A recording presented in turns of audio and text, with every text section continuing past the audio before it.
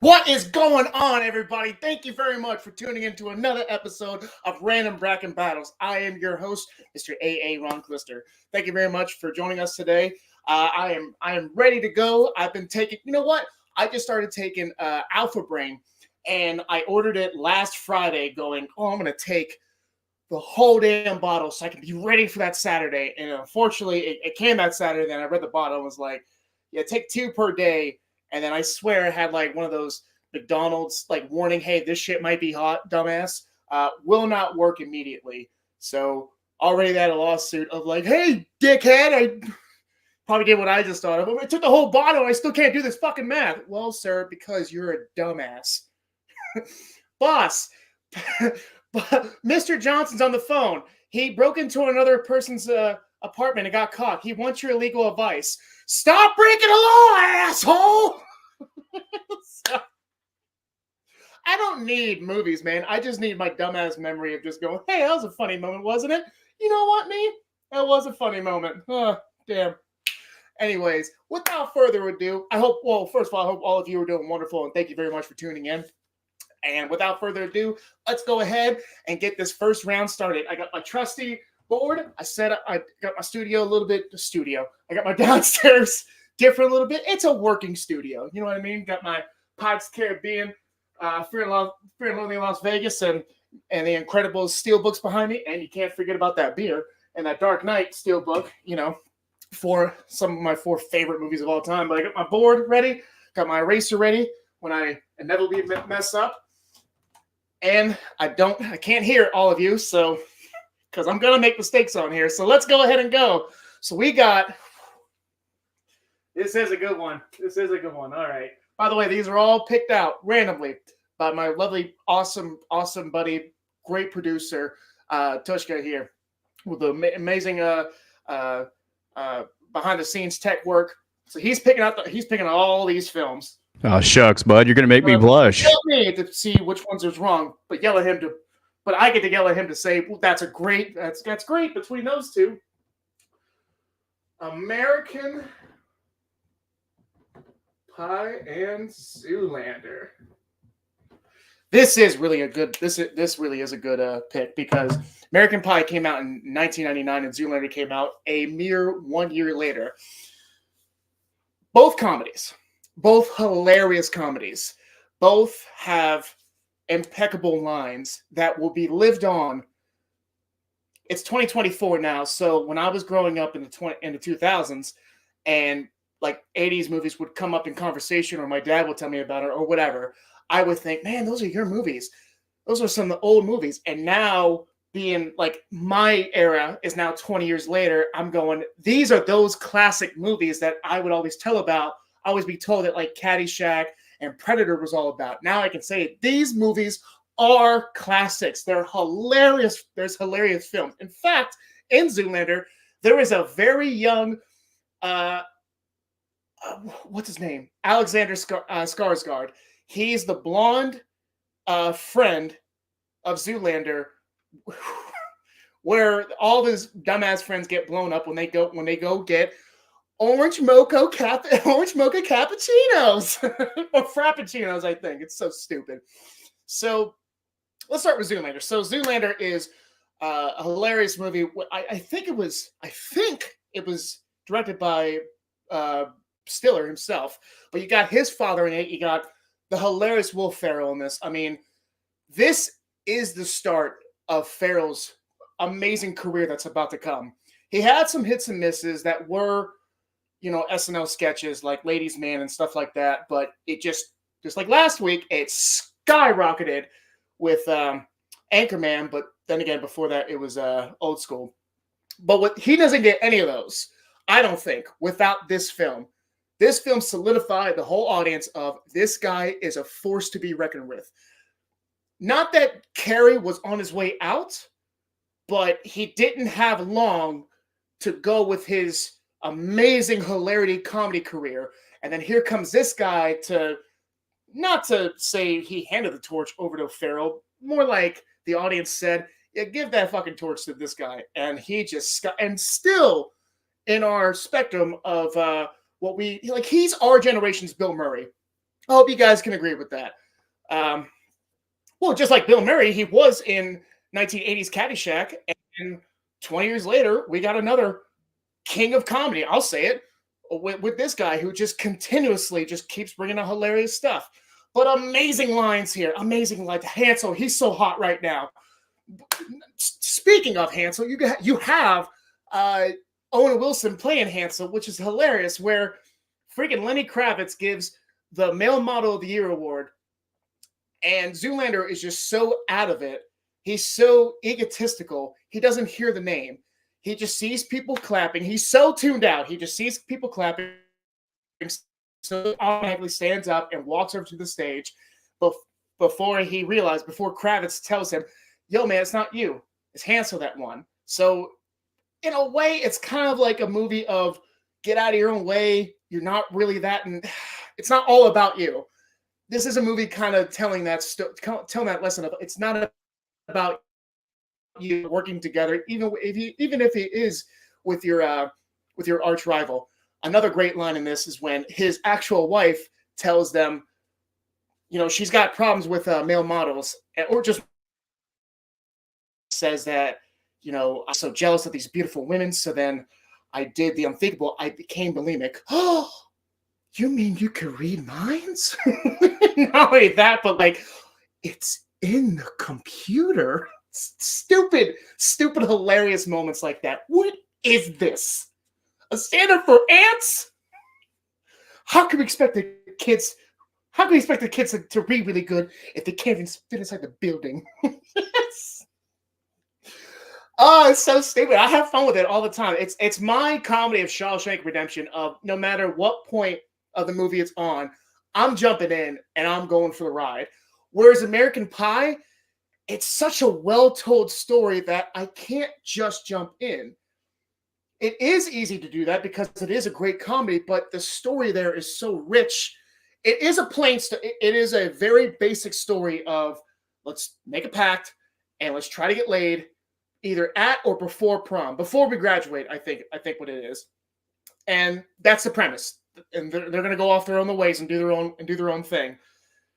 And that is a simple premise, but you have to watch the beginning to understand each one of these four individuals of how they inevitably succeed to that. You got that one kid who's with Tara Reid. I forget her damn name in this movie, and I forget even the actor's name in this. But he's with Tara Reid, trying to peer pressure her, but not trying to at the same time. He's trying too hard to peer pressure his girlfriend, which what chick, whether it be in high school, college, or whatever age, wants that. You know what I mean? You got Finch, who has this amazing plan of just telling how do I put this slightly? The very experienced girl, the most experienced girl, yeah, Finch is amazing. He's amazing. And then he thinks it's just going to work itself out, not to think that this thing called life is going to wave over him and just say, oh, you have plans? That's adorable. That's adorable, sweetheart. Well, here I come and I'm going to fuck all that up. But it ends up working out for him because he does nail Stifler's mom, Jennifer Coolidge. I mean, the MILF of all MILFs. I mean, let's be real. I'll say it. She's still got it. Ben and Snap, girl. Wrong movie. I don't care. Yeah, with Jason Biggs, and then I forget her damn name, so Lily from How I Met Your Mother. By the way, fuck that show. That show is so goddamn overrated. It's not funny at all. It isn't. Hate me. I don't give a shit. Hate me. Here, punch me through the screen. Go ahead. Oh, you can't, bitch, because it sucks. I'll call her Lily for now. One time at band camp, all those stories. And then he actually finds out that she is experienced, and then, oh, I never knew what I had, or whatever. That's not the whole point. But you gotta get up to Natalia with the early web days. I know people like me, Angel, if you're hearing, Tvshka, I know for a damn fact that you know the early days of internet, let alone webcam. No one fucking heard of that shit. When I saw that, I'm like, I didn't know they could do that. And now look at me. Every week I'm talking to the ether. So like I said, I like this movie to be started at the beginning and watch it to the end because there is a rich each one of these kids learns something. Zoolander doesn't really learn anything. It is hilarious, but there is something to be said about American Pie that it is one of my generation's coming-of-age movies, where you had Breakfast Club, you had Ferris Bueller, you had Pretty in Pink and 16 Candles. And I'm trying to give all the praise and glory to Molly Ringwald, but like you had all those rich stories, and that's what this is, but for my generation. And without this movie, you don't get Superbad, one of my favorite movies of the 2000s, let alone just high school comedies or just coming-of-age stories. There is way more to this story than just ha-has. So that being said, I gotta give this the punch over Zoolander. I have to give the win to American Pie over Zoolander. It's Zoolander is funny, very endlessly quotable, but there are better films that have Wilson, Stiller, and Farrell. So the winner of this one is American Pie. Where's my pen? Put AM Pie. Sounds like pie in the morning. I mean, we all have pie in the morning. You know what I'm saying? All right. They did die at a freaking gasoline fight. That was hilarious. What was it? What was the song playing in the background? Oh man. That's a trivia question I ever heard one. I forget, but I remember it was just perfect for it. We're just spraying each other and posing at the same time. What movies do you think Aaron will talk about today? I hope good ones. The Last Dragon. Moving on, Saul. We're not now. I can only get to like 40 minutes of that before I'm like, it's magical. It's the same look. I invented the piano necktie. What do you got there? You got nothing. It's fucking hilarious, man. It doesn't teach me though about just be yourself. Don't try so hard, man. Just be yourself. That's how I got with that pretty girl upstairs. I tried way too hard when we first met when I was a young lad as 18. And then a mere 4 years later, I just started chatting her up, and then she visited me, and I was just like, oh, cool. She thinks I'm cool. I think she's cool. Year and a half later, got her. So what I'm saying is, if you found the girl, just wait 5 years, and then you'll get her. There you go. Wake me up. I knew it was something like that. I knew it was by, as Deadpool says, wham. I just forgot what it was. And thank you very much, Chris Taylor, for joining us, man. All right. What is the second match of round one? Ah! That is fantastic.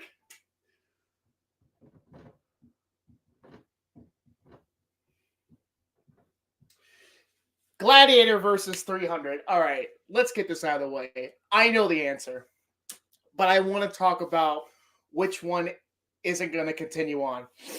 Gladiator is a fantastic Ridley Scott movie.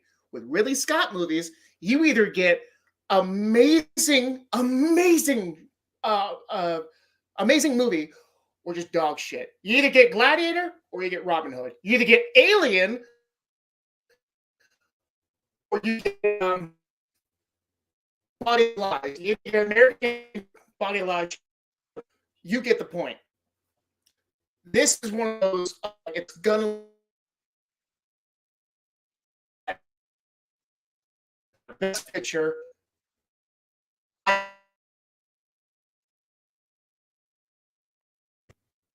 right.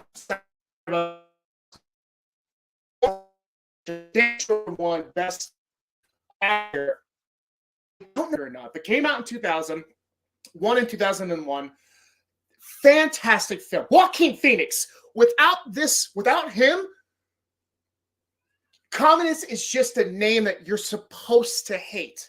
Without his just amazing douchery. Hey, what's up, y'all? Apparently we're having some technical difficulties. Please stand by.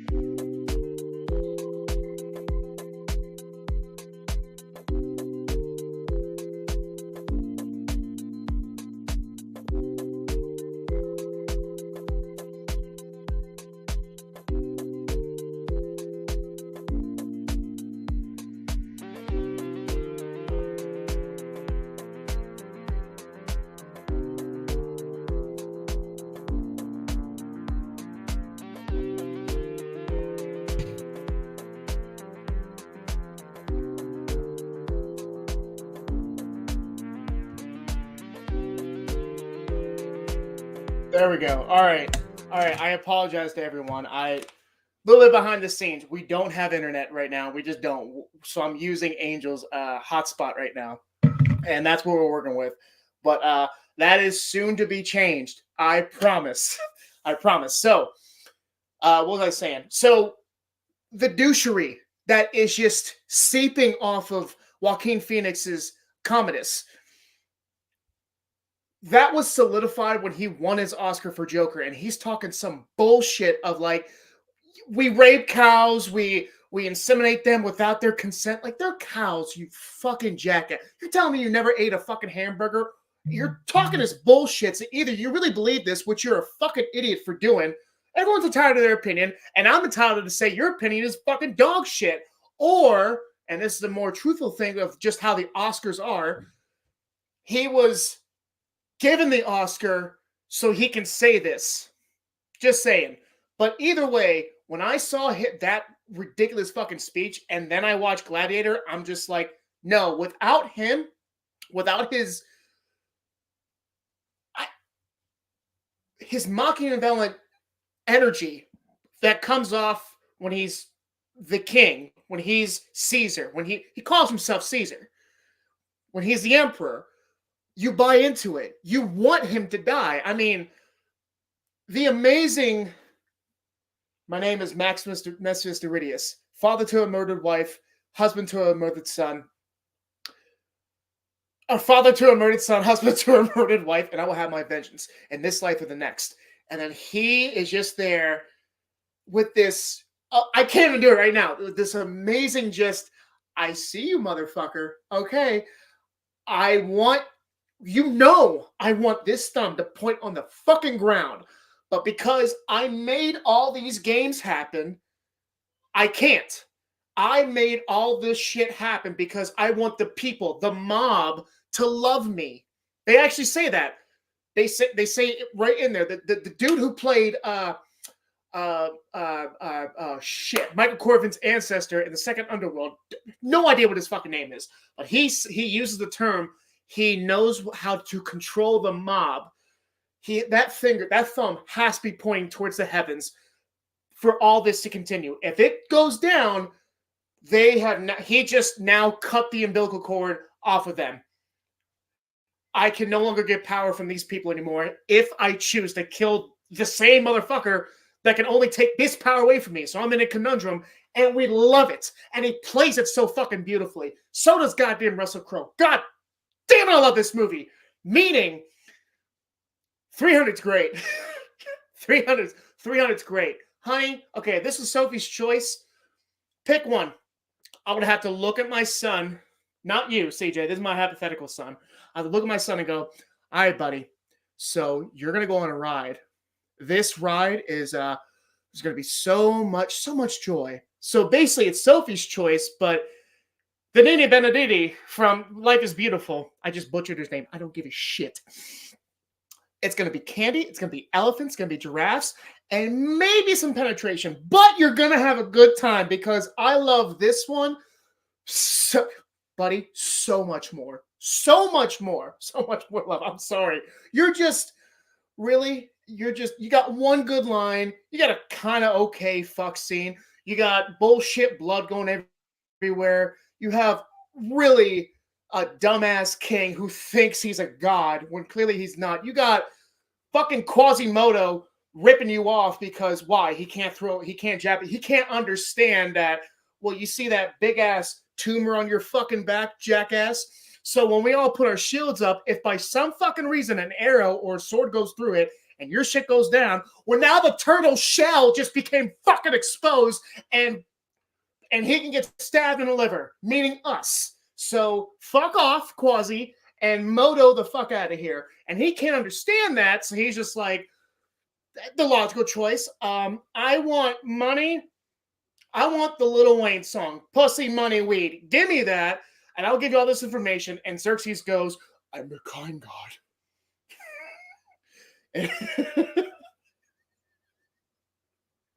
I'm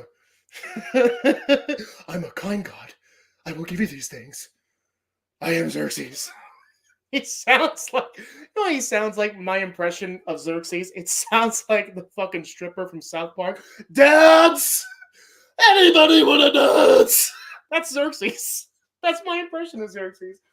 That's my channel for him. So Gladiator's fucking moving on. 300 is fantastic. It's Zack Snyder. Snyder's got way more good movies, and this one's kind of bullshit. You got one good line, and why the fuck is this Spartan talking Scottish? Fuck off, Gladiator.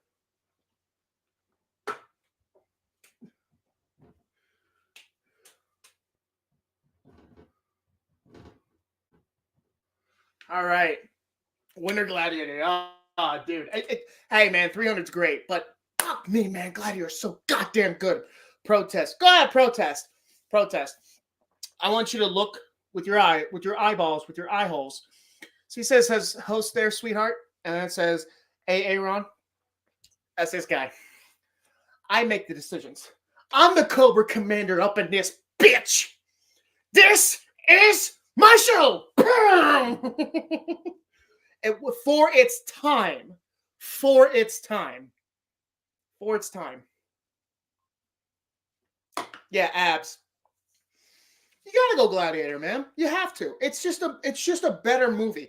Is it more enjoyable? It's 300 is more of a Christmas lights movie where it's just shut off your mind. Ooh, this is amazing. Go home and remember, and you remember a few things. You are awestruck by Gladiator if you put in the time. But if you're not going to put in the time to watch movies, then I don't want to know you anyways, because it's a fucking... movies are a book that you read with pictures. That's it. Should be easy enough. Guaranteed goddamn teed. A lot of people aren't gonna watch Poor Things because it's not fucking Madam Web or anything, which I heard dog shit things about. Don't go see it. Just don't. Just don't. Cody Leach, Jerry Johns, Chris Suckman all said, don't fucking worry about it. So I didn't. I'm gonna go see Poor Things instead. Fantastic.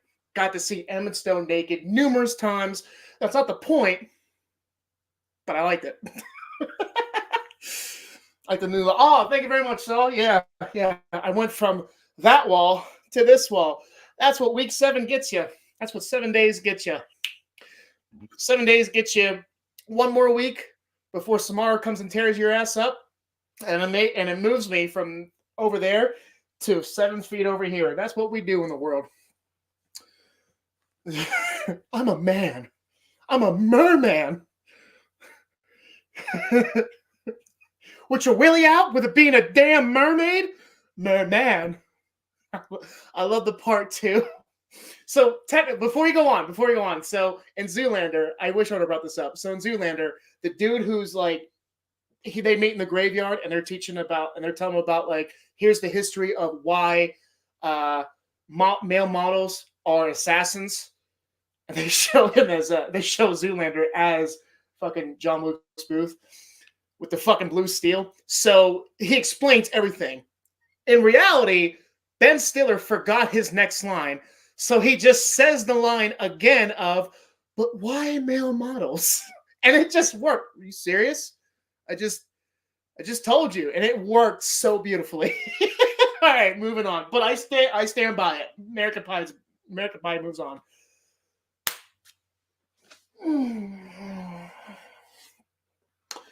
You're right, dickface.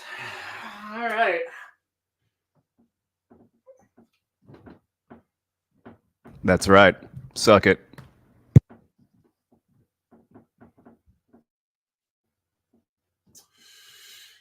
Well, you know what? No, you're not. Because if Donnie was another movie, I'd be like, this is way harder. I'll say this. If Donnie Darko was either Enemy or Prisoners, then I'm like, holy shit. Because all three of those are just so knit tight. Whereas Donnie Darko, I'm going to go ahead and get right into it. It takes you a while to get into this. It takes you a minute to go, okay, I saw it. I saw the wreck.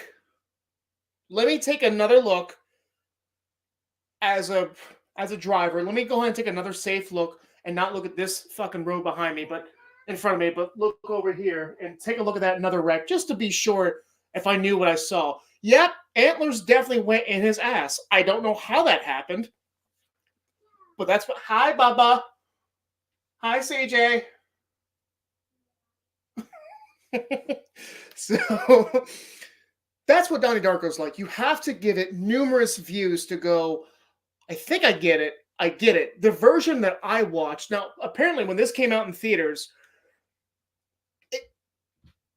it was just as it is, right? And the version that I watched, it gave you like, there'd be like these little edits where it would be like this cloudy screen with like words, with a paragraph or two or a couple sentences of like explaining of what you just saw, and basically the time travel essence of when there's a break in the timeline, something will be taken out of this timeline to be put back in here to fix it. And it explains that with you with these sentences. I can definitely see without those, you are going to be confused. However, even with those, you would still need another viewing on this. And it is a Drew Barrymore's in this, a very, very young. I'm thinking he's still active with Freaks and Geeks, but a very young Seth Rogen is in here. This came out in 2000, I believe, or 2001. Very early Jake Gyllenhaal. This is one of the first Gyllenhaal movies before he just fucking skyrockets. Because October Sky is around this too. Sadly, Prince of Persia is not that far away from here. How the fuck would you get him to? It's Prince of Persia. If it was Dickhead of New York, yeah, okay, white guy. I understand it. I am the farthest person from woke as I can be. I get that. But why the fuck are you moving the fuck up? Just spray abs on him, just like 300. We worked out for that too. We got a fucking Scott playing a goddamn Spartan. Fuck it. Who gives a shit? Good, Jakey, smile. Yeah, Prince right there. This is this is a very good movie. I'm not trying to denigrate it at all. This is a very well-made movie, and once you get to the end, right before the plane is supposed to hit him, because the bunny drags him out in the beginning, and then the plane hits or the engine falls, but he's in his bed and he's laughing because he's just like, oh, all this is going to be turned around and everything's going to be fine. And he's laughing because he's going, I can make this decision of staying here, because if I stay here, then my parents are here, then my sister's here, then this person are going to come here, changing all this trajectory to make it passable. And I really love the scene where his dumb cunt of a teacher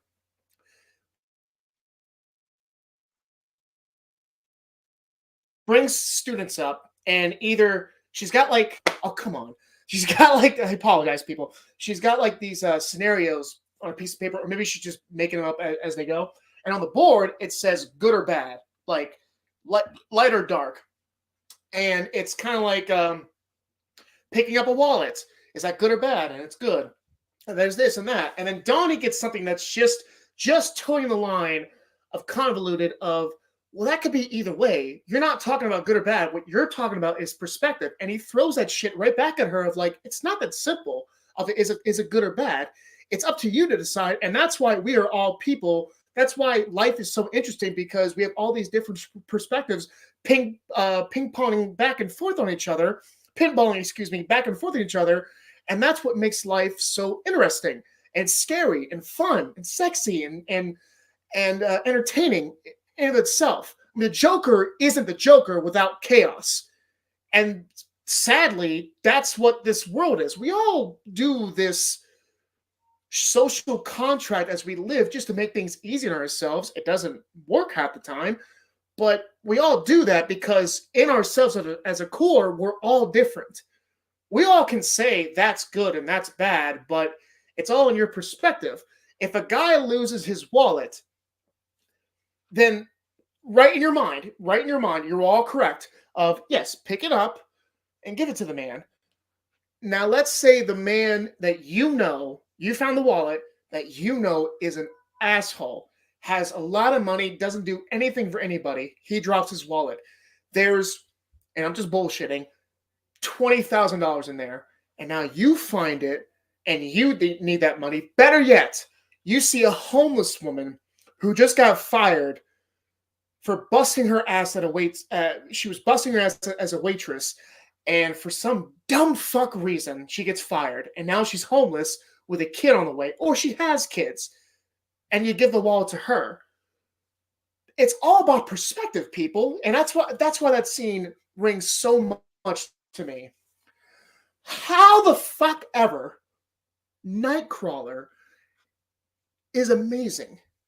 Is amazing. This is a slam dunk for me. I know I got fucking mad right there in the beginning because Gyllenhaal is such a great performer that even in 2000, jumped 14 years for this fucking movie, and this cocksucker still has it.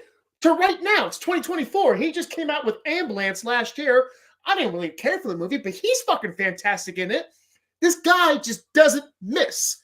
This is a slam dunk for me. It's Nightcrawler. I don't have to defend it right now. But I definitely wanted to talk about Donnie Darko because that is a fantastic movie. But, dude, Nightcrawler just knocks it out of the water. So Nightcrawler's moving on. Plus, it's funny that when I first heard of Nightcrawler, I'm going, because you had trailers for Days of Future Past coming out, and then this came out the same year, 2014. So I've been hearing about Nightcrawler. So I'm going, are they doing like X-Men Wolverine? Origin Wolverine, but like they're dealing with other characters, and I'm going, Jake Gyllenhaal's Nightcrawler? That makes so much fucking sense! And it just was not that at all. However, it would be fucking cool if he was Kurt. It'd be really cool if James played Kurt. Oh man, that'd be so dope. But yeah, Nightcrawler is going on. Movies are a book that you read with pictures, Aaron. Thank you, Saul. By the way, this is sponsored, not really, by Fatheads Brewery. It's only a Pittsburgh thing, so everybody else is not in Pittsburgh, go fuck yourself. Oh, Bayberry. Isn't this just the best sound in the world? Hold on. It's like taking a fucking bra off. Ugh. There we go. Anywho, you guys, yeah, I mean, like I said, Donnie Darko just takes so. I know what I just said about you really gotta look at film, but when it's so confusing, you have to go out and buy books on this shit. You actually, because like the book that's mentioned in Donnie Darko is a real book, and a lot of people, I've been told, went out of their way to go buy this book and read it. And then come back to the film, and they have a better understanding about if a movie gives you homework, go fuck yourself. It's just another winner for Nightcrawler. Riz Ahmed. Oh. I thought you were saying Riz Ahmed would be Nightcrawler. He would be a fantastic Nightcrawler. He might actually get the accent down easy, but he is. I'll talk about it when I have to talk about it. Let's just say that. The Random Commander. Oh, I like that. The Random Commander. Ooh, damn. I just got like stiff. Randomander. I choose you, Randomander.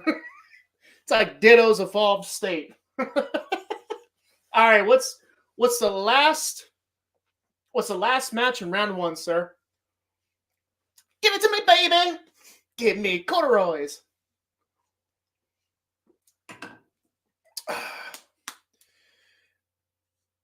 Explain Donnie Darko. It's kind of like Terminator. All right. What's the last two?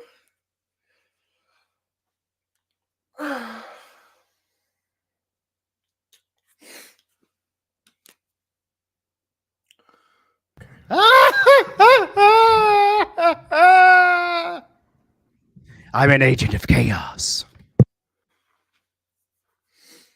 All right, let me see.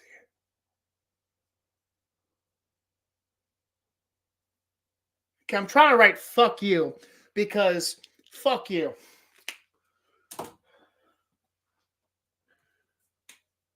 GoldenEye.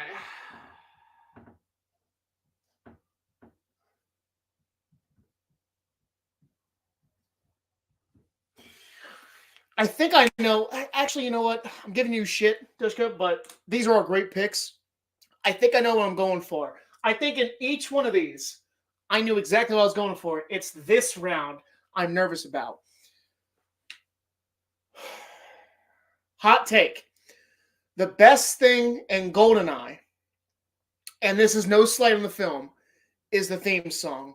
Why isn't Tina Turner talked about of like one of the best theme songs because of this film? It's amazing. But besides that, Martin Campbell comes in and does his first one. First James Bond movie. I can't remember if he did Mask of Zorro before or after this, and I want to say when he was working with Banderas, I want to say it was before this.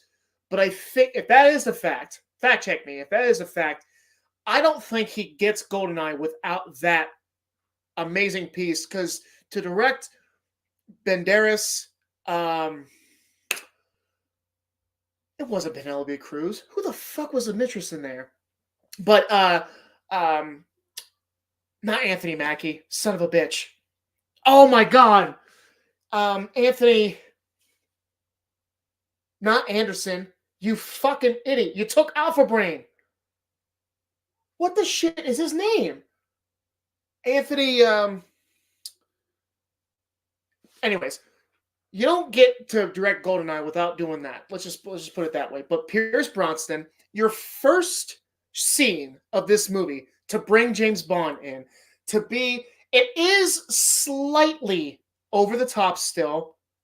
Anthony Hopkins, God damn it, Jorge! So before, oh shit! All right, my mistake. All right, so you don't get Mask of Zorro unless you've done this. So either way, so this is still an overhyped version of James Bond, but I don't think you get to this without Daniel Craig. That being said, well, because of tanking the three that follow for this fucking film, this is the only good one. Fight me on that. I don't give a shit. This is the only good one with Pierce Brosnan in it. The other three are kind of like, why the fuck would you bring Halle Berry in there? I understand. She's awesome. She's hot. Got it. But she's not doing diddly fucking squat in that movie, and she's not doing, if anything, she's putting themselves more into danger than helping them just so James Bond can come out and, honey, I set the stove on fire. Here comes, see, I told you my man was handy. Here he comes with the fucking fire extinguisher. Bitch, that ain't the point. You started the fire. He's about to go rescue my baby from the pool. How the baby get in there? I, kicked him in there. I said, this is Sparta, and then I hate 300, so that's why I did it. Any fucking ways. You open up this film with this amazing God's eye view of the Hoover Dam. And here comes James Bond plunging down into it on a bungee cord, and you're in. I don't give a shit what happens afterwards. I don't care about the plot afterwards. I'm in. This is a fantastic piece. Before that, I want to say it was Timothy Dalton with his very short-lived Bond era of just 2 films. Living Daylights and something else. Justin Toner is probably yelling at me right now going, no, you fucking idiot. Because I don't know Bond that well unless it's Daniel Craig.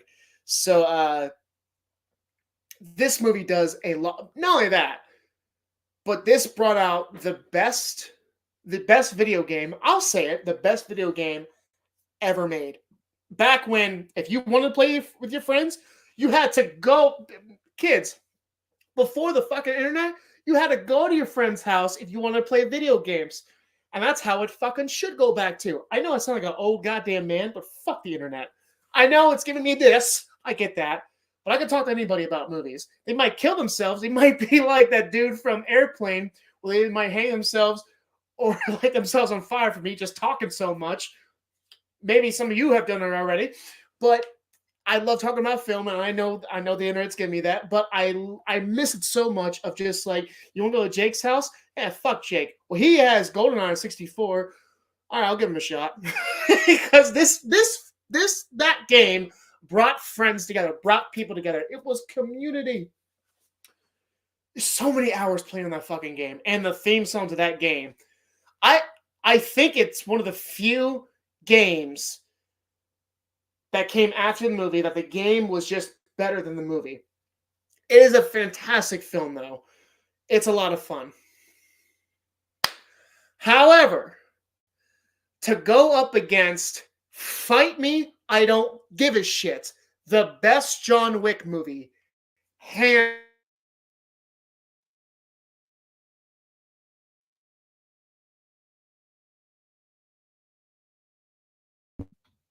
that's just terrible timing. The first one's so good of, here's a little bit of story with all this action. And the third one, Parabellum, is here's too much story with way more action. And then the second one is just a perfect marriage of the two. Of just, you got back in, John. You did this. I need you back. Mixed with amazing fucking action with a stellar cliffhanger.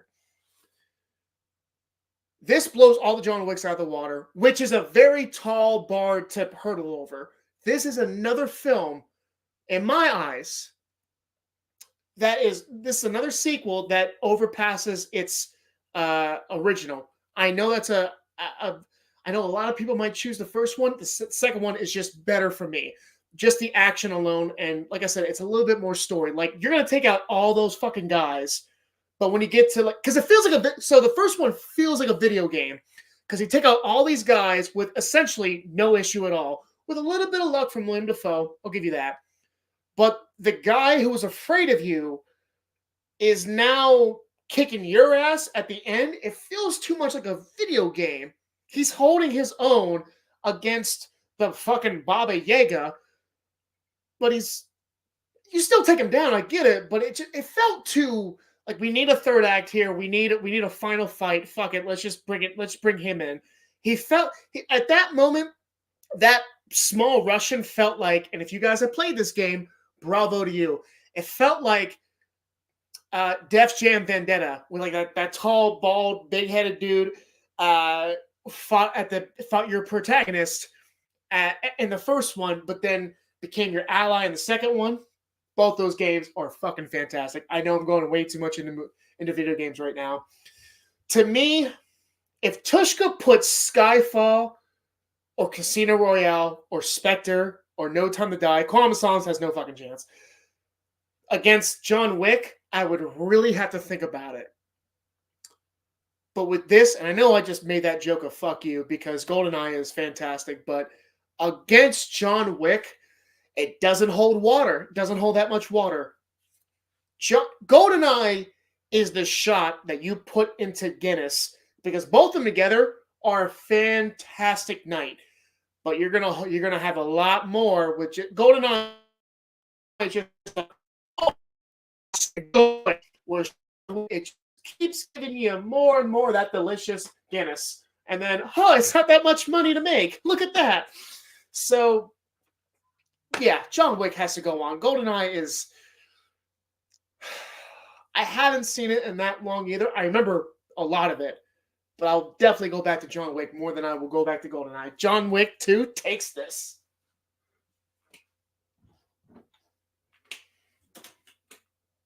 I'll put JW2. So, I mean, yeah, fight me. There we fucking go! Yes! I almost bought a PlayStation 2. There's a store called The Exchange in Pittsburgh. There's one in Erie, and there's another one kind of close outskirts of Pittsburgh. And it's one of those, like, we collect like all these entertainment, whether it be records, movies, from Blu-rays all the way, from DVDs all the way to 4K, and games from Xbox One or whatever the new one is, all the way down to, not bullshitting, Super Nintendo. They have all this stuff. That game and a PlayStation, if I would have got them together, it would have been like $250, and I thought about it. It's a great game, dude. And a great fucking soundtrack, too, especially that second one. Snoop Dogg is the boss that you gotta fight in the second one. The second one's fucking fantastic. It's so good. You do win. You do. Oh, I mean, I think I win. Whew, they're still stiff. I might be going John Wick on this one, too. There you go. I mean, GoldenEye is just cusping corniness. Whereas John Wick 2, you believe every second. It's a perfect launch from the first one. Because the first one was fantastic, and the second one just takes you right into it, and you believe every fucking word. Kind of. Oh, shit. All right. Ruin the pencil story. Don't show us the myth, just state that. I gotta disagree with you there, man. Not only does Chekhov say he killed people with a pencil, but then Peter Stormare says, with the fucking pencil. So now you bring it up again, meaning you gotta do it now. We have to see it now. If Lucifer himself, applaud you if you get that reference, if Lucifer himself is telling you, fucking shit, it's another one that they were in. I didn't even think about that. With Keanu Reeves and Peter Stormare. Holy shit, never put that together. But if you bring it up twice, you're going to have to show it. You just have to. The way they do it is fantastic. All right.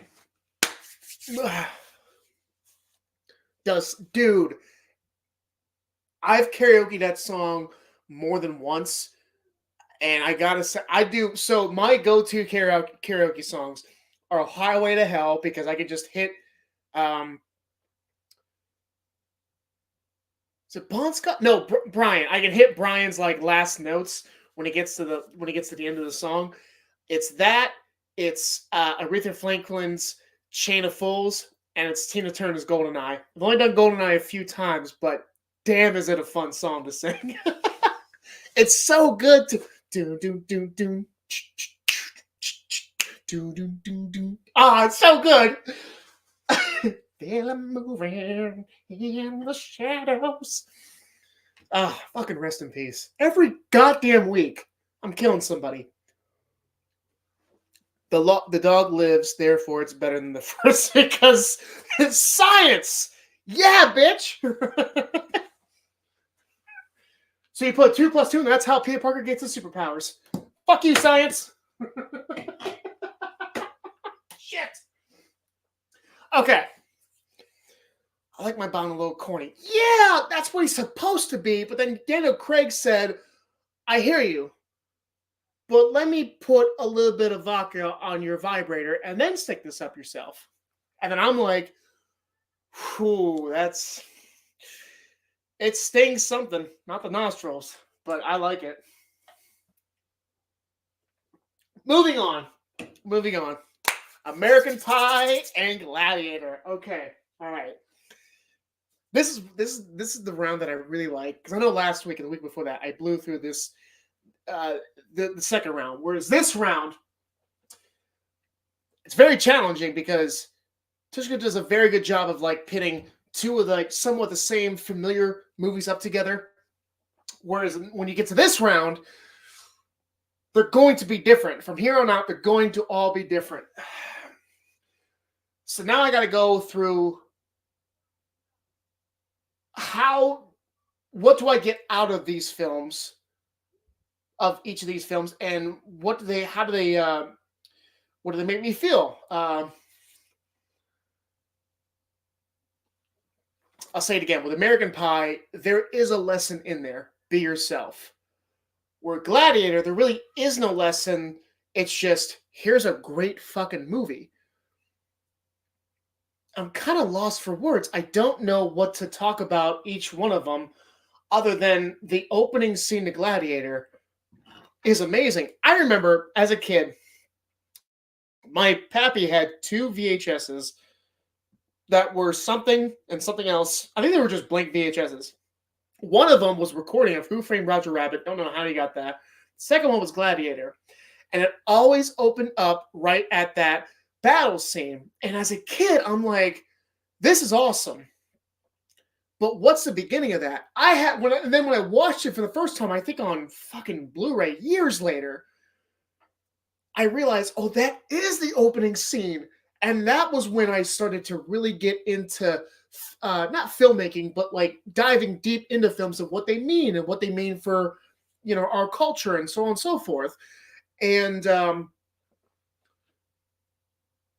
open up a scene like that, to open up a movie like that, rather, of this individual has this much power, yet he's a good-natured person in his soul. Even when he's talking to the communist's sister, when she asks him a question, he gives her a response, and her retort to that is, I get it why you're a military man, because you're so bad at lying. You're not a politician. You would make a bad politician because you're not a good liar or something like that. He is good natured. I mean, all he wants to do, shit. When was it Caesar? What the hell was his father's name? What was Commodus's father's name? Damn it. Not Richard Donner. Shit. Dumbledore, the first Dumbledore. When Richard Harris, there you go. When Richard Harris was talking about Maximus, tell me about your where you live, where you're from, and he gives like this beautiful Italian scenery of like, this is where I live, this is my day to day, this is my lovely wife, this is my son, and there's just Caesar just going, not Caesar. When Richard Harris is just mesmerized by that of just, oh, I wish, like he feels a lot of sorrow of, man, I wish I had that life. I didn't raise my children like that. I didn't have that simple life. You're out here killing people in the name for me. But if you didn't have that, you would have all that.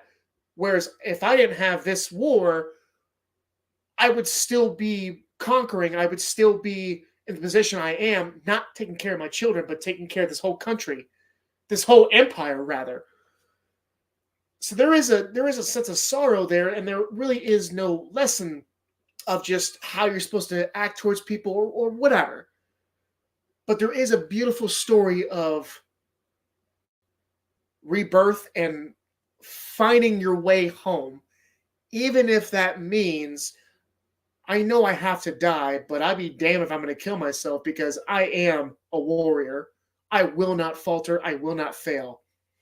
One of the best scenes that I always cherish more and more, and I think about more and more, is when he's when he's practicing, or I guess being interviewed or being looked at as a gladiator. And that big motherfucker, the dude's like the owner, it's another brilliant British actor, and I'm forgetting his name too, says, go ahead and hit him. Pick up that sword. And all he does, just looks at it and goes, no. And so he tells the big dude, hit him in the arm, because clearly he did something to his arm. Hit him in the arm, and he just stands up. He hits him in the stomach, and he just takes it. And now watching it so many times, I'm going, oh, he's punishing himself. He's not saying, fuck you, I'm going to fight, because who the fuck are you? You're not my emperor. My emperor's dead. I always thought it like that. It's going, I'm punishing myself because I deserve it, because my family's fucking dead. And here I am living. Here I am breathing this living air. Meanwhile, my family are maggot food. If that. Because he didn't get a chance to bury him. I want to be with them. I don't even care. That's the afterlife. But I know, and I'm pretty sure back then the same religious rules follows, that you can't kill yourself to go in the afterlife. So he would not kill himself. So he's just taking this punishment. In fact, ironically, I think he does want to be a gladiator, so he can die in there. But maybe it's just so that concept is so wild to him. I mean, he was under the rule of a fucking Caesar in Rome, so he had to have known what a slave was and what a gladiator was. So maybe he's just, if I go, fantastic, because I might fucking die of the way that I was brought up anyways, which is being a goddamn warrior. Not only that, but the fights in this, I haven't seen that much. So this is, I'll call it again, my generation's Ben-Hur. Those fucking fights, the chariot fight alone is one of the best scenes of all of cinematic history. But these fights really come close, especially with the tigers, especially at the end when he's fighting Commodus himself and that punk ass, sticks a fucking needle in him, or not a needle, an arrowhead at him. These fights are fantastically choreographed. And then, Russell Crowe's so goddamn good, and Joaquin Phoenix with just his really, I want to fuck my sister and I kind of want to strangle my nephew because I'm losing all of this power. I'm goddamn Caesar, motherfucker, and I don't feel like I am. I have to solidify myself as that. I'm giving the people what they want, so why don't I feel like that? Because he's a fucking child. He can't understand that's because something's given to you, just like Michael Corleone. Just because something's given to you, just because you're the head of it, does not mean you deserve it, does not mean you're doing it right. Just like when Michael tells his mama, how did Papa make all this and still people love him? Literally, Commodus is thinking the same thing. He will never admit that. But he's thinking the same thing. How did Father own all this and the people loved him? I will never understand. Because you're a fucking psychopath. Dude, the scene where he has his little punk-ass sword and he's going around and there's like 3 or 4 guys battling with him. You do know, I hope he knows, but we all can agree that if one of those guys barely nicks him, he will Joffrey kill him so fucking bad. Joffrey from Game of Thrones, of just, you got me a little cut right there, off with his fucking head. Because they all know, if we really tried, there'd be no way your sword would deflect mine. I can get you down real quick. Watch that scene again. Commodus is like, he's focused, but it seems not in movie stances, in that movie's realities, choreographed in Commodus's mind of, like, go here, go here, go here. Look at all the guys around him. They have blank, dull faces of, okay, swing now, swing now. They're bored. They know what they're doing, and this is child's play. And Commodus does not fucking get that of how close he is to danger. He's a rich white kid that just so happens to be in ancient Rome. Dude, I have all that to say about Gladiator and more, and I don't have anything else to offer for American Pie. The only thing is I can bring up certain scenes, like jizzing in the cup and then Stifler drinking it. That's hilarious. Suck me beautiful. Woo! Suck me beautiful. It's hilarious, but you know what? The second one's better. If this was American Pie 2 versus Gladiator, I can go all day of like, I don't care how good Gladiator is. These jokes just keep hitting. And the story there is just better. Like, okay, we did that pact. What are we supposed to do now? And kind of like how the conundrum I'm in right now. Like, I don't know what to say about it right now. I think I used up all the gas in the tank of just up in this film. It really does nothing for me. Whereas Gladiator, I can just keep going. I can do that more and more with like 5 other different scenes. American Pie, there's really nothing more to offer there. This kind of breaks my heart because I love American Pie, but dude, Gladiator is just fucking bad. It won an Oscar.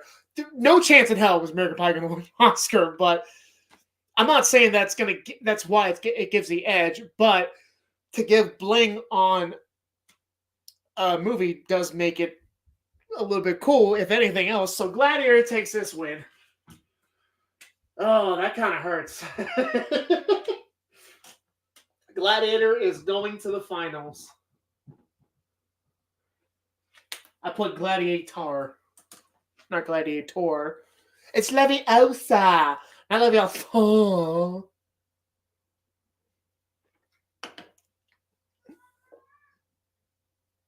I wonder, speaking of Gladiator, because the closest things we have that, maybe UFC, but the closest things that we have that is NFL. I wonder if ancient Rome had a dumbass Taylor Swift, just like we do now. Of just, yeah, it's about them, but fucking look up there. Don't look at the numbers with the guys who work out and do all this shit. Look up there. Isn't that fucking beautiful? No, it's not. I don't give a diddly fuck about her. Can we focus on this? Is that the reason why they won? Is because of her? Because her movie just had to sell more fucking tickets? We all have a soft spot.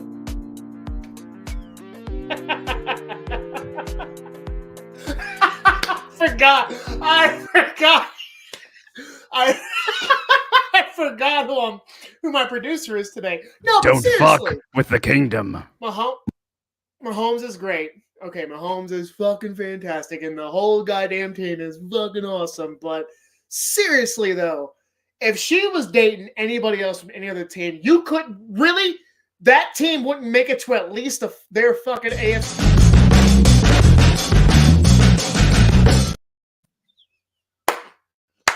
That's good stuff. I can't be the only one on this, man. I feel like I'm. I guess Tvshka's putting my arm behind my back and just saying, "Move the fuck on." I can't be the only one who thinks this. We all do have a soft spot. One fucked up a pie and one fucked up a pepper. Did he fuck it up though? Did he? He brought more games to it. Which means more jobs, which means more entertainment, which means more distractions for I mean, say what you will about Taylor Swift and the Chiefs, but who the fuck is talking about Israel and Palestine? Just saying. Just saying. All right, moving on. We got any more comments? Or are we good? Joaquin. Yeah, but he called himself Caesar. Like Caesar was long dead, and here comes because it was here's this emperor, and then you back down, and then here's another emperor, and then they back down. They willingly back down. Caesar never gave up his position. So when he was betrayed and executed by his when he was betrayed, whatever, when he was murdered, that name just kept on. So the emperor was Emperor, Caesar. So that's why he kept calling himself Caesar. So I am right. Dan Quad didn't know how to spell potato. Okay, I don't get that at all. But he sounds like an idiot, so he's Bob Dole. Bob Dole knows. Bob Dole. Norm McDonald's Bob. All right. Let's move on to likes and sequels. When they're good, they're good. When they're good, they're good. I'm looking at my movie collection right now. There is a lot of sequels that are just better than the originals. And I know the first episode I did, I said that there's not a lot of movies, and yet every week I come back on here and say that's like Glass Onion is better than Knives Out. Fucking so on and so forth. This might be, it's always this one. Every week, it's always this one that's the hardest. Nightcrawler and John Wick 2. So what I do is I look at which one, don't think about it, which one are you not only going to watch, but which one is just better. Because there could be one, that's more digestible, but that's because I'm a busy guy and, I do dishes, I do this, I do that. Which one's just like Predator? I put that shit on all the fucking time. It's easily digestible. I watched The Rundown. It was on Tubi. but I didn't watch a second of it. I just heard it because I'm doing dishes, I'm taking care of the kids, whatever. It doesn't necessarily mean I like it more or it's a better film. Whereas these two, my eyes have to be glued to the TV because one, I can't take my eyes off of it once it starts because it's that fucking good. But two, they both just deserve the respect of watching it because they're both so well made. Nightcrawler's not only cinematography is amazing, but the talk about the conversation of not is the media lying to you, but are they, which in this case it totally is, are they spinning the truth in their way? Not only so their revenue, so their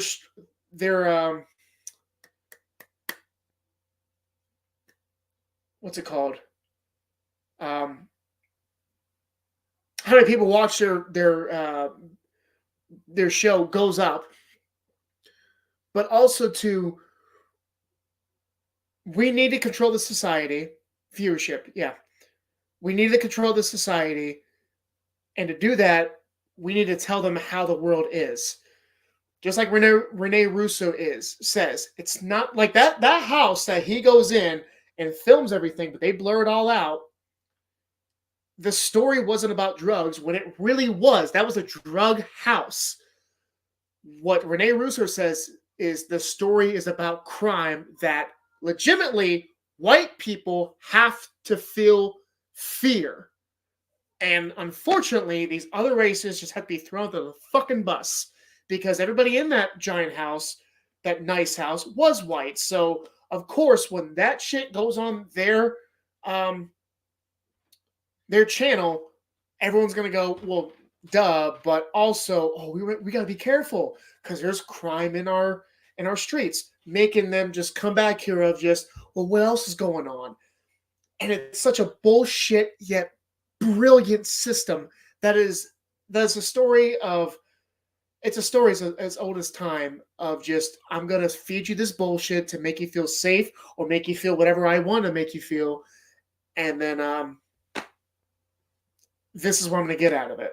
I'm going to get whatever I need. I don't really care how you are as long as you're with the fucking program. John Wick 2 is so fucking good. The story of you went through the first one, how do you continue on? Hey, John, you got out, but since you're back in now, you remember this? Which is a great way of, so if the first one never happened, this cocksucker would have came back anyways for his token or whatever to be redeemed. Kind of bullshits, but we're in. We're totally in. And he says, no, fuck you, I'm not doing that. So he comes back and blows his whole house up. Well, now you're fucking part of it. And you can't hurt me. So, because if you don't do this, then the high table is going to come back here and kill you, which is the first time we hear the high table, which is, I hate it how it just bleeds into the third one. And now the high table is the order of everything now of just, okay, how far does this go? And how secret is this whole hitman shit? Because I know it's the oldest profession in the world, so I get it that this could be very profitable. There could be a lot of people, but like, how does the whole world not fucking know about this? But whatever.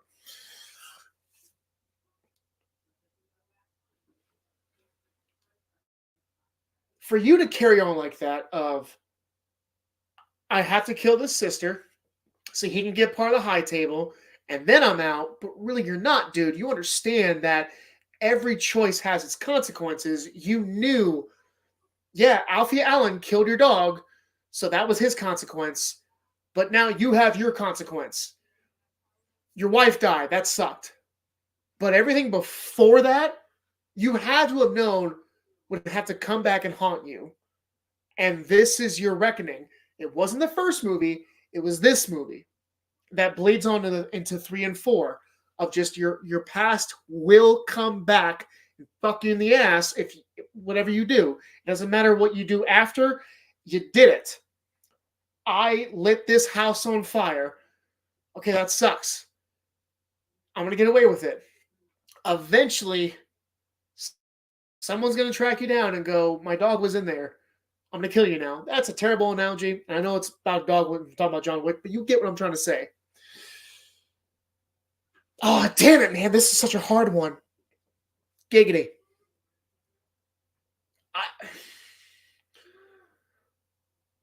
I haven't even talked about Riz Ahmed yet because that great little exchange for them of just going with Jake Gyllenhaal is like, you've been very patient with me. You've been hardworking.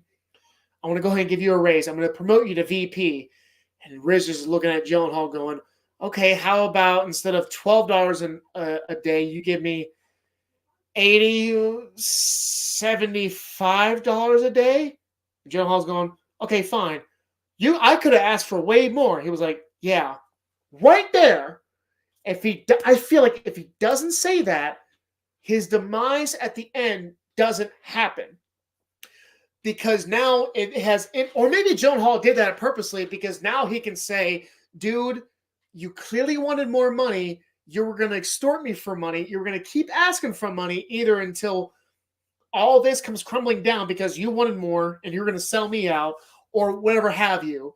So now I have to take you down. Or if it was just, you're a pawn in all of this and I need you until I don't need you anymore.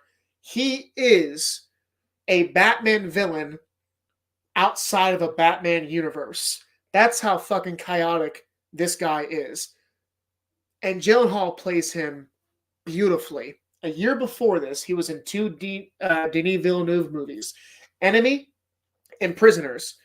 In Enemy, he plays... I really don't want to get any spoilers on that. If you guys have not seen Enemy, after this is done, go watch it.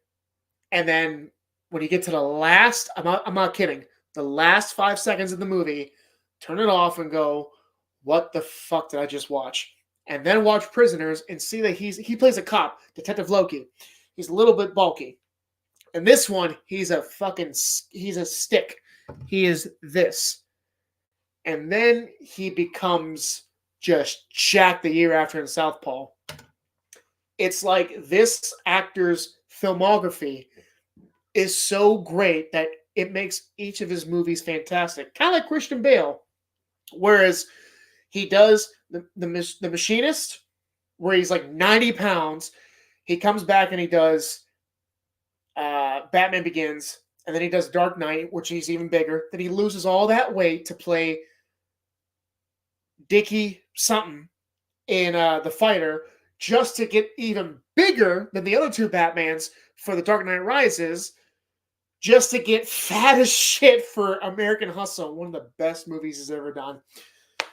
That's what Gyllenhaal's filmography is like. It's so vast and beautiful that it makes each one of his work pieces amazing. And this is definitely one of his best. When people were talking about Jake Gyllenhaal, this is definitely one of his best.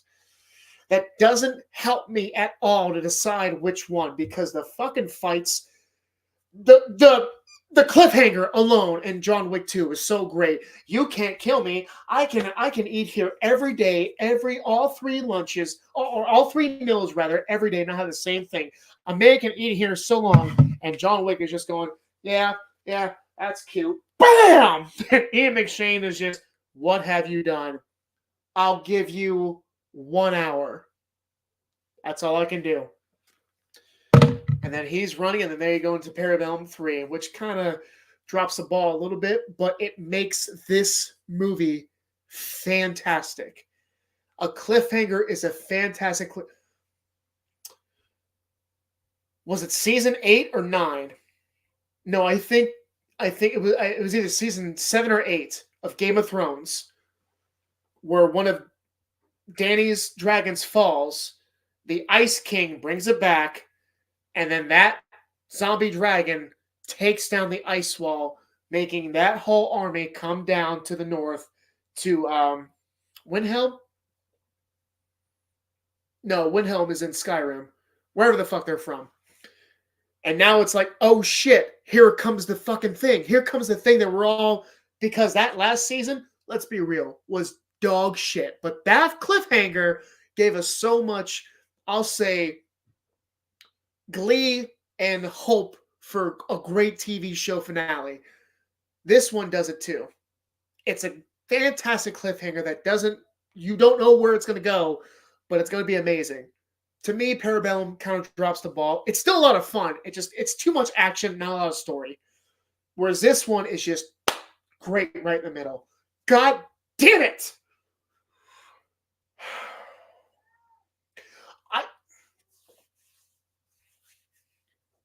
I gotta go Nightcrawler. Because the acting in it on all sides is just so much better than any action piece that John Wick gives me. So fuck me. I gotta go. God damn it. I gotta go Nightcrawler.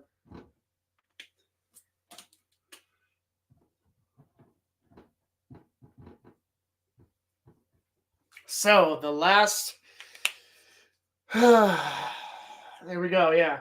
Nightcrawler's the winner. Let's hear all the bitching and complaining.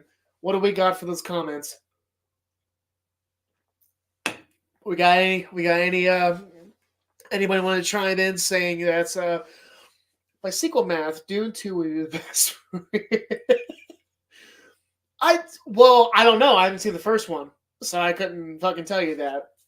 I love Denis Villeneuve, but I just Beauty and the Beast? What about Beauty and the Beast? I cannot hear when you say It's funny. I just put that on for my kids before I came down here too. If you guys, speaking of that, Bonjour, the opening song. Go watch Beauty on YouTube. Beauty and the Beat. Beat. Fantastic. Yes, it is. It is brilliant. He's a perfect mirror image of John Wick, but John Wick is just a little bit better. Especially when he puts that knife in him and he goes, if you move, I hit this artery. If you move, you will die. Consider it a professional courtesy. Because he responds to that when they go to the bar, they break into the Italian.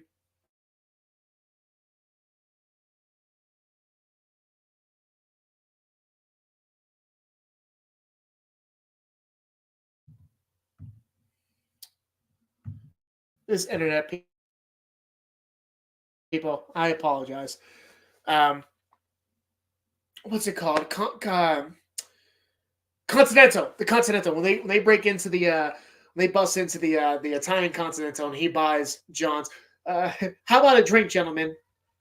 Whiskey, wasn't it? Yeah, gin, wasn't it? And they're talking back and forth, and Common pays for his drink. Consider it a professional courtesy. Then he does that on the train. It's fucking brilliant. So yeah, it's a hard cut. If I had to pick a movie to watch, I'd probably put John Wick 2. But it is a better movie. But that's how it is.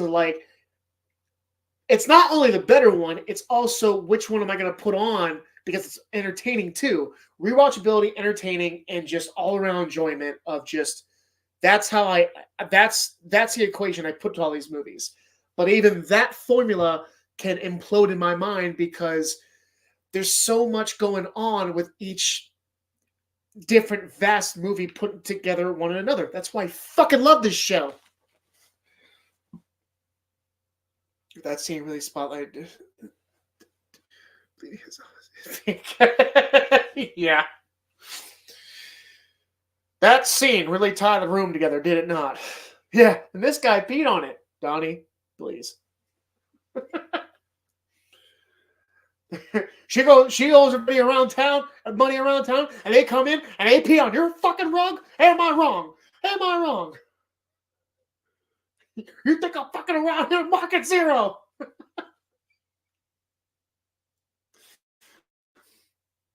Larry, is this your homework? Larry, we know it's your fucking homework. Where's the money, you little brat? Hey, anyways, I can't wait for that to come up on this, because that might win. Big Lebowski, I love that movie. Anyways, Gladiator versus Nightcrawler.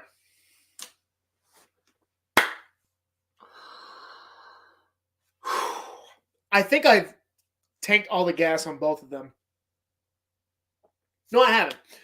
with Gladiator, there's so much more I can talk about. One of them being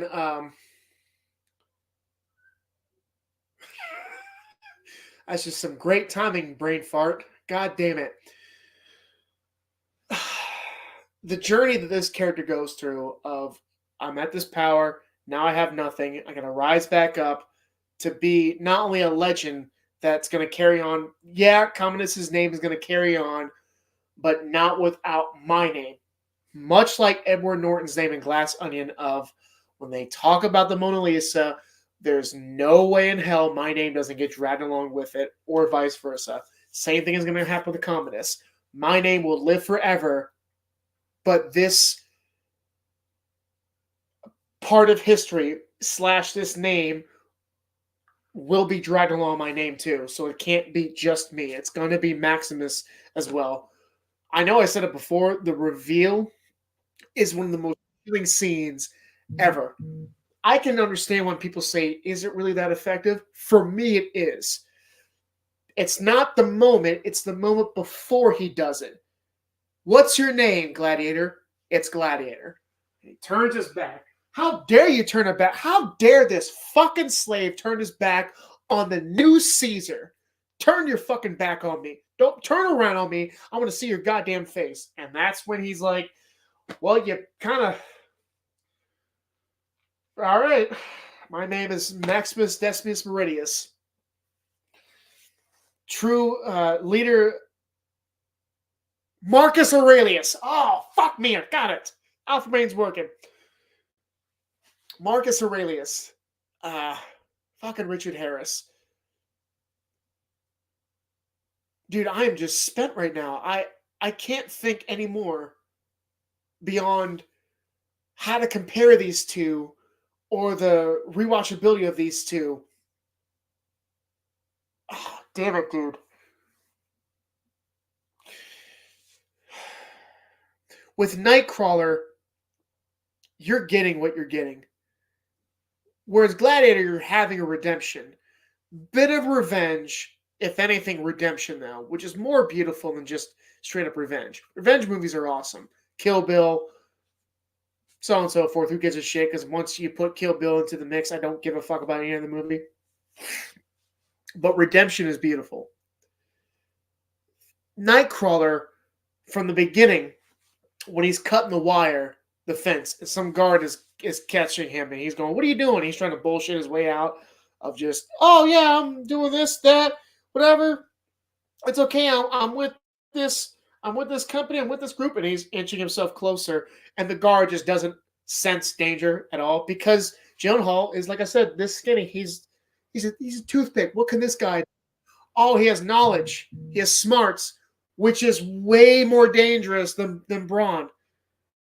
Takes him, chokes him out, and gets away. Tries to sell all this copper to some guy. And you can just tell from right there, this Gyllenhaal has he doesn't know how to make a connection with people. And you can see that behind his fucking eyes too. He's trying to tell the guy, I'm trying to look for a job, and the guy selling the metal. The guy's giving him nothing. And he's trying to just say, looking for a job, I'm doing this, I'm doing that. And the guy's just not even looking at him at all. And Gyllenhaal sees that and just doesn't care. He has this look in his eye of, you understand I can take that pen or anything on this desk and just kill you. Just to be like, oh, the blood splattered that way. Interesting. Moving on with my day. I'm going to go get Taco Bell now.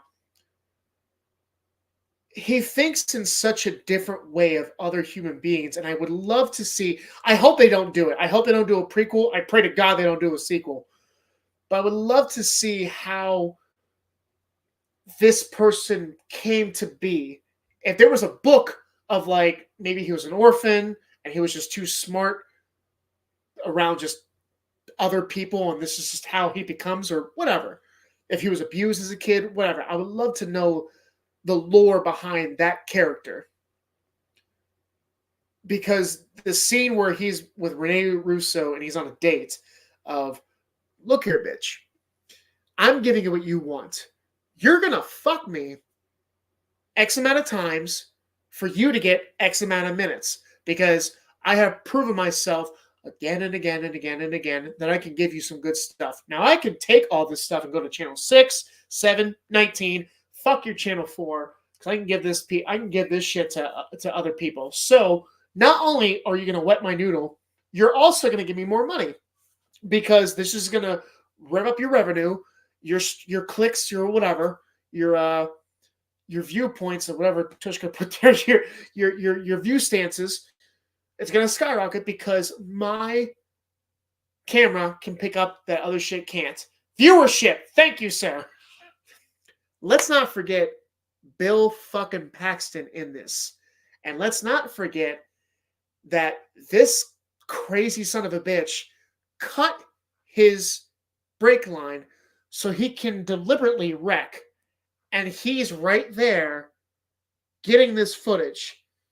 And that's not the first time, that's not the last time he's going to do this. He's going to set up let's call it a crime scene. When Riz Ahmed gets shot, he's right there of just, you were making a deal with death itself. And now you're shocked that death is getting exactly what death needs for death to continue. It's fucking brilliant, dude. And I'm so glad Bill Paxton was in this, because 2 years later we lost him in 2016. Damn, man. This is... Okay. If I had both of them in front of me, I'm going to put a Nightcrawler. Which one is going to make me feel more? It's going to be Gladiator. Which one's going to make me think more? It's going to be Nightcrawler. This is such a hard one, dude. I love Gladiator, but today's winner is Nightcrawler, because it's such a fantastic film put together from beginning to end, and I'm in it beginning to end, whereas Gladiator has a few parts here and there that I could get rid of. Whereas Nightcrawler, from second one to end credits, I am sucked in. I am in it. Let's not forget, Gyllenhaal looks in a mirror and gives this scream that I'm sure all divorced dads have felt before. And it's a shame that he did not get recognized, not won an Oscar, that he did not get recognized by the Academy for this fucking performance. I'm not saying that's my reason for why he gets the win. He played this beautifully. The cinematography is beautiful. The direction is amazing. Riz Ahmed is amazing. Everything in Gladiator is spectacular. I said it once, I'll say it again. It's not Nightcrawler. This movie just simply isn't this movie. I gave him so much love to Gladiator, and I understand that. But Nightcrawler is just a better film in my eyes. Today's winner is Nightcrawler. Boom.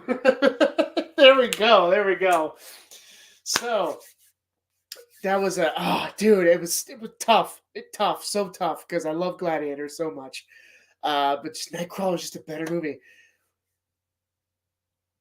Did he say that when he was a ghost in Happy Gilmore? That's what she said. So, thank you guys. Both these films are great. I've seen Gladiator more times in my life, so that might give it a slight edge for me. But this one is for sure tough. It definitely is. This is why I love this game. This is why I love this show. But at the same time, I kind of hate it because there's nothing for me to talk about, because I've gassed up all the energy that I can talk about a film just to get to this point, to where I get it to the finals, and I'm just kind of like, well, which one's better? I don't know, because I want to make it entertaining for you guys, and I really hope I am doing entertaining. I hope I continue to do better. I hope that I still get even if it's just 13 people watching, I still hope those 13 people come back each and every week, because Tvshka's doing a fantastic, look at all this shit, doing a fantastic job with the behind the scenes. So I'm going to give a big thank you for him. I want to give a huge thank you for everyone who's tuning in and who's been tuning in. I believe this is episode 7. So we're going to continue. We're going to keep going. Here's to 17. After that, 27. We're going to go to Washington, D.C. We're going to Pittsburgh, Pennsylvania. We're going to go all the way. So thank you guys very much for tuning in again. Please like and share this. Please subscribe to the Ruckus channel itself. Join the Discord. Join the Patreon. Please join the Patreon. We definitely appreciate your time and money and your membership there. And I will see you guys next week. Thank you very much, and bye-bye.